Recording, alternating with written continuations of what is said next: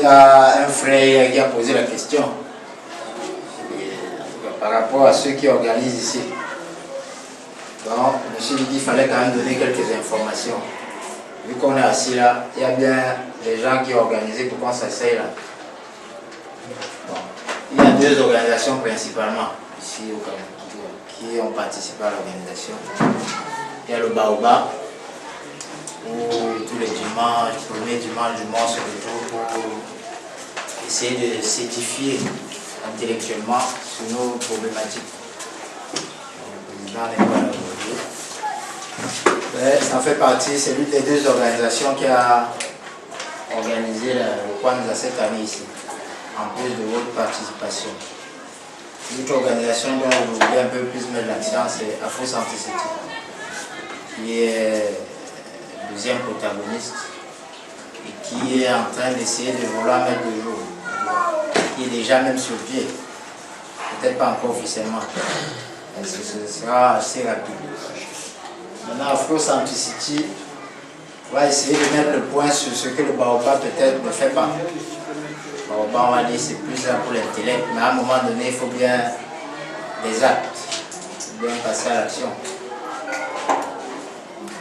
Peut-être pas encore militairement, mais socialement et toutes sortes d'actions économiques, politiques et consorts. Afrocentricity est une organisation qui fait partie d'une grande organisation. Donc, il y a une succursale, on va dire comme ça, au Cameroun. Et au niveau mondial, c'est géré par. Ça a été créé même par Molefi Asante et Amamazan. Molefi Asante a créé ça après avoir déjà écrit un livre en 1980. dont le titre c'était Afrocentricity, The Theory of Social Change. On expliquait l'afrocentricité, la théorie du changement social. Bon, c'est peut-être pas lui qui a inventé le mot Afrocentricity, puisqu'avant lui il y avait déjà un journal qui s'appelait Afrocentricity Review. Il y a eu 2 exemplaires. Bon, lui il a juste remis la thèse au bout du jour pour essayer de théoriser une façon de sortir notre peuple de la situation dans laquelle on se trouve. Son livre a été traduit en français en 2003 par Amamazan sous le titre Afrocentricité. Et elle-même elle a rédigé l'impératif afrocentrique, toujours en 2003. Les éditions Menaïbuk à l'époque, ça se vend maintenant sous d'autres éditions. Donc le concept d'afrocentricité qui sous-tend l'organisation Afrocentricity, pour l'expliquer, je me suis dit que bon, c'était mieux quand même de prendre les mots de ceux qui l'ont créé. Donc là, je vais vous lire un texte que Molefi a lu en 2004, dans une conférence à Menaïbuk. Et peut-être à la fin, il y aura un peu plus de réponses aux questions que quelqu'un peut se poser.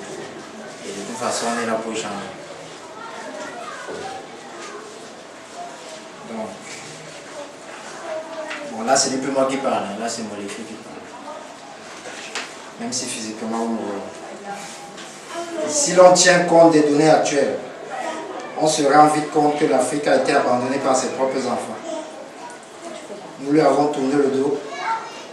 Nos efforts sont orientés vers l'extérieur et elle ne constitue plus notre point de repère culturel, idéologique, historique et économique. Nos ancêtres ne représentent plus rien pour nous et demeurent même inconnus pour la plupart d'entre nous après la colonisation.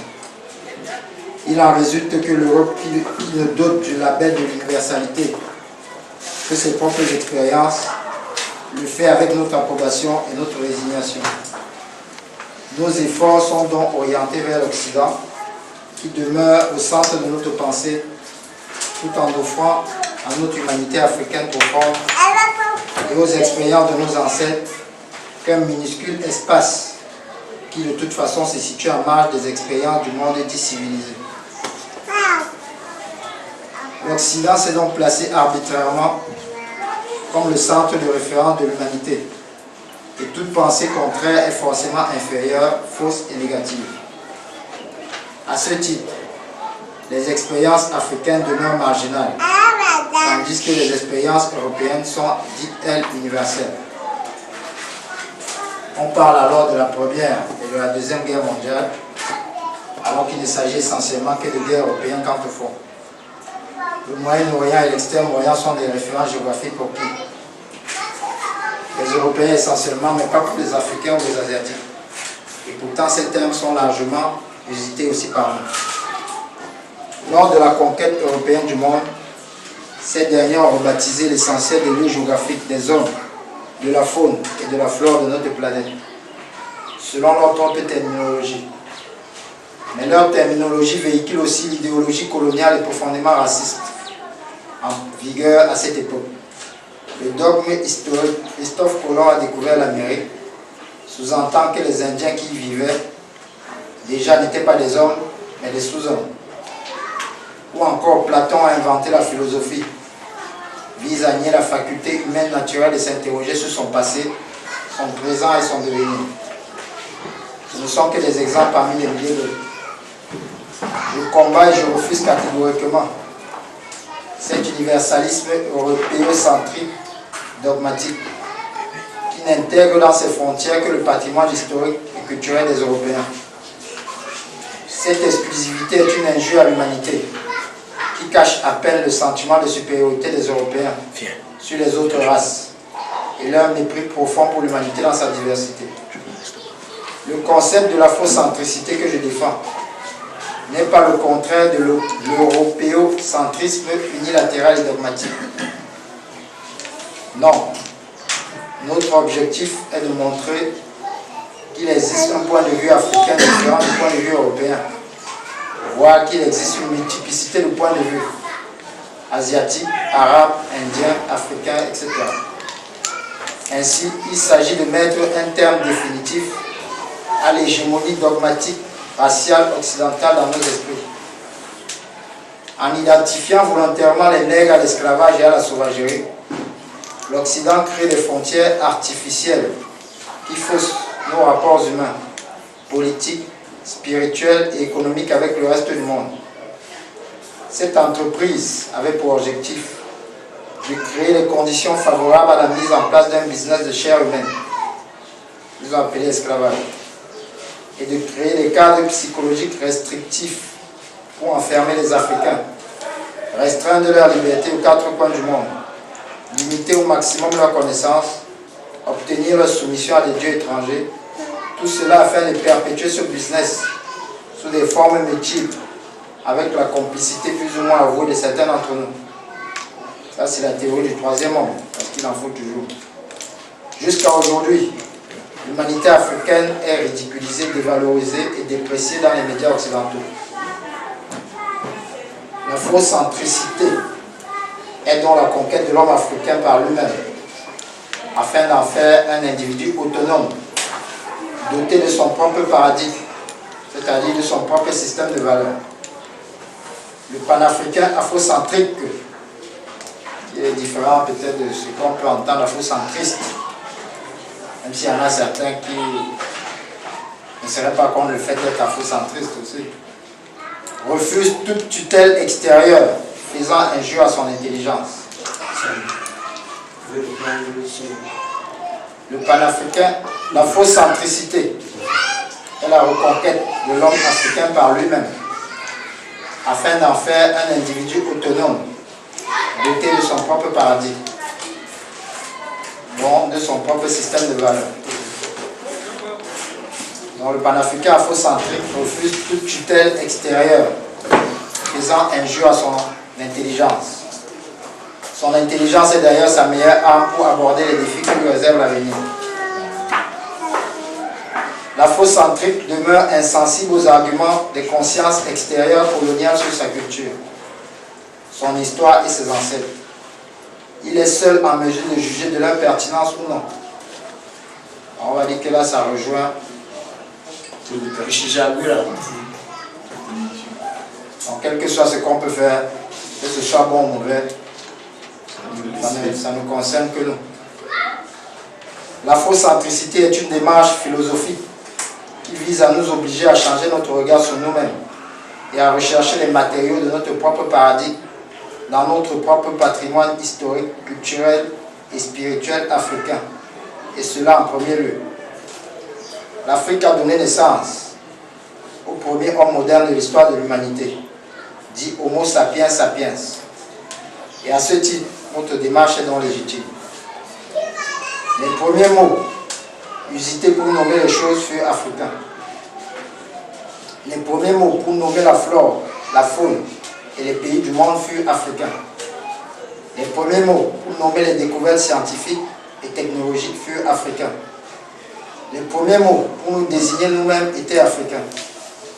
Le premier mot pour nommer ce que certains qualifient de Dieu est africain. Au commencement était donc le Verbe et il était africain. Personne à l'époque ne nous traitait de noirs. On nous appelait par nos noms d'ex-colonisés en disant M. Washington, M. Mercier, M. Alasuti, pour la simple raison que les autres variétés humaines n'existaient pas. Telle est notre réalité historique, que nous le voulions ou non. Les concepts de la hiérarchisation des races humaines, le racisme, l'esclavage déshumanisant, la xénophobie, l'escroquerie commerciale à grande échelle, dit échange économique avec l'Afrique ou coopération économique, ne sont pas nés de nous. De telles pratiques dénotent un mépris profond pour l'humanité dans sa diversité. L'afrocentricité est le contraire de tout cela et se bat pour la vraie fraternité universelle. Elle nous invite à nous placer dans toutes les situations en tant que sujet principal et non plus en tant qu'objet marginal pour y arriver. Il s'agit de discuter d'égal à égal avec les autres composants de l'humanité. À ce titre, elle impose un défi aux panafricains qui n'appliquent pas la vérité de ses ancêtres avec rigueur. Connaître par exemple les rois de France, la généalogie de Mahomet ou la généalogie de David et de Salomon, et ne pas connaître les rois africains Naaman, Joseph, Akhenaton, Bianchi, Zinga ou Shaka Zulu est déjà un pied de nez fait à son humanité africaine fondamentale. Apprendre la lignée de la reine d'Angleterre et ne pas connaître les principaux rois du Bénin ou d'autres régions d'Afrique, c'est également dévier dangereusement de son centre africain. La musique classique est classique pour qui? Les Africains ou les Européens? Car notre musique classique, c'est le boka, les tambours du Bénin, le jazz, le zouk, le mazouk, le gospel d'Afrique du Sud. Il en est de même pour nos danses dites classiques, et cela est valable pour tout le reste. La logique afrocentrique repose sur notre patrimoine historique, spirituel et culturel, et c'est en cela qu'elle nous rend plus forts et plus autonomes. Toute déviation est le résultat du fait que nous avons placé notre intelligence africaine sous la tutelle d'une conscience étrangère. Nous ne pouvons plus agir de façon autonome et demeurons prisonniers de concepts idéologiques étrangers dogmatiques, nocifs et mensongers que veut notre capitulation, qui veulent notre capitulation pour mieux voler nos richesses. L'afrocentricité a ses principes. En voici quelques-uns. Honorer et valoriser les expériences de ses ancêtres procède d'un acte indivisible pour le panafricain afrocentrique. Une personne sage parle avec précaution et dit la vérité, car chaque mot qui est passé entre ses lèvres le fait pour une raison donnée. L'unité est comme une fleur, elle connaît sa gloire dans sa plénitude.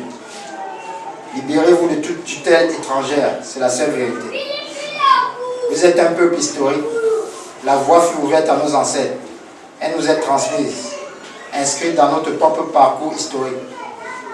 Lorsque vous savez dans le vrai, dites-le fort. Vous ne devez jamais douter de l'afrocentricité, elle imprègne votre existence humaine.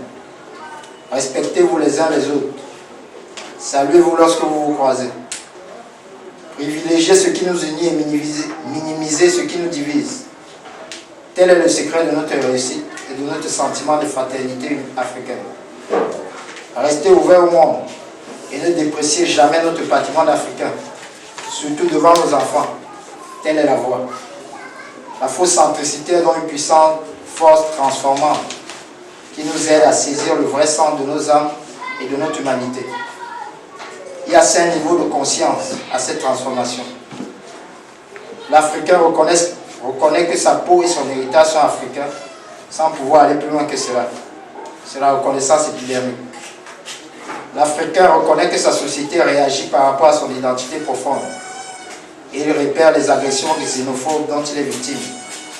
C'est la reconnaissance de l'agressivité de l'environnement. L'Africain dit apprécier la musique, la danse ou autre chose tout en restant dans le vague. C'est la conscience imparfaite de sa personnalité.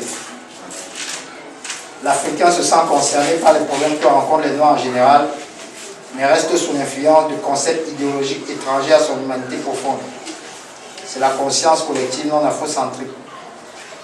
L'Africain lutte pour l'émergence d'une conscience africaine autonome, possédant ses propres repères et ses propres idéaux. Il a compris que la liberté de son peuple passe par la liberté de se penser africain et de se valoriser à partir de son patrimoine historico-culturel. C'est le niveau par excellence à atteindre par tous. Telle est l'afrocentricité. Cette démarche nous conduit naturellement à nous interroger sur les lieux de valorisation de notre culture africaine dans nos villes, universités, librairies, cinéma, etc. À nous respecter les uns les autres et à éviter les zones de conflit. En démontrant l'unité culturelle des peuples de l'Afrique noire, l'origine africaine de l'humanité, les racines africaines de la civilisation pharaonique et la nécessité de fonder une conscience africaine autonome, capable de respecter les défis que nous doit s'avenir. Le professeur Cheikh Anta Diop illustre à la perfection la pensée afrocentrique et reste à tout jamais le modèle que nous devons tous suivre. Notre idéal, la renaissance africaine. Il n'y a pas d'autre.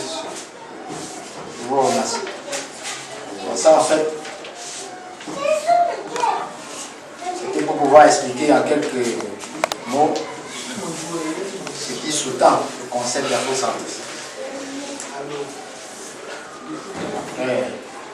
L'organisation même afrocentricité au niveau du Cameroun, parce que c'est des sections qui font partie. Il y a un canevas officiel, mais chaque section est autonome et peut agir de façon autonome et décider de ce qui est bon pour lui dans son environnement. Donc on va dire que pour Afrocentricité Cameroun, sur certaines questions, on a essayé de trouver certaines réponses. Déjà en attendant de trouver d'autres. Juste pour illustrer sur la question religieuse. On œuvre pour le rétablissement de la tradition primordiale spirituelle ancestrale, ce que nous on appelle kémétisme. Donc tout ça là fait partie. Hérité de nos ancêtres originaires de la région des Grands Lacs, qui ont fondé la civilisation égyptienne antique. Afrocentricity dispose d'un livre sacré. Le livre sacré en fait, qui est appelé livre de gloire. C'est en pleine rédaction encore, c'est pas terminé. On va dire que c'est écrit à partir des textes traduits par des égyptologues africains, comme Bilolo. Il a traduit une grande partie, et d'autres personnes. Et c'est adapté. Pour l'instant, je crois qu'il y a un exemplaire en français et en anglais. Le but, c'est de le mettre dans toutes les langues africaines. Donc on a compris que le problème spirituel est une pierre angulaire de notre combat. Et vu que la plupart des personnes ont besoin, tellement on a été habitué à avoir un berger, on a besoin de quelqu'un avec son petit bâton. Bon, après avoir fait le tour du problème, on s'est dit qu'il faut quand même qu'on ait des temps. Si on a des temps, à un moment donné, on va dire quelle est notre religion. Il faudra qu'on donne un nom à la religion. Si c'est Kibiti, si c'est pas n'importe quoi qu'on aura trouvé. Après, il y a déjà au moins un livre sacré. Il y a encore d'autres personnes qui travaillent pour traduire les textes. Parce qu'on ne le fabrique pas. On ne prend pas, on ne dort pas et puis la révélation. Nos parents ont déjà travaillé pendant des millénaires. Ils ont laissé des textes dont on a accès aujourd'hui. Et ce n'est que la traduction de ces textes-là, qui sont en médounétaire ou en hiéroglyphe, qui nous sert pour écrire nos livres sacrés d'aujourd'hui et pour faire nos rites, dont celui de Kwanzaa par exemple. Donc pour tous ceux après qui veulent des informations sur comment bien beau de venir, de s'asseoir, on finit, on rentre chez soi.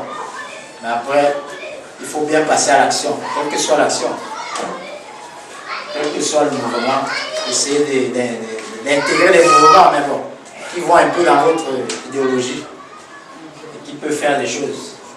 S'il y a des enfants qui marchent mieux, s'il y a des enfants en Centrafrique là, qui ont besoin de médicaments parce qu'on est en train de tirer sur eux, c'est la France qui tire sur eux qui aujourd'hui encore envoie ces soi-disant ONG pour les sauver. Alors que les peuples africains sont là. Parce qu'il n'y a pas d'organisation assez forte ou assez courageuse pour aller à l'encontre. Donc le but d'intégrer les organisations en fait et de créer des synergies avec les autres organisations, c'est arriver à avoir nos propres ONG, nos propres chaînes de télé, nos propres chaînes de radio, nos propres véhicules, nos propres écoles, nos propres temps. On pouvait avoir un lieu comme ça qui nous servirait du temps. On ne peut pas, avec tous les camions qu'il y a dans le monde, c'est ça. Donc, en quelques mots, voilà ce que c'est afrocentricité. On va dire que normalement, afrocentrique, bon.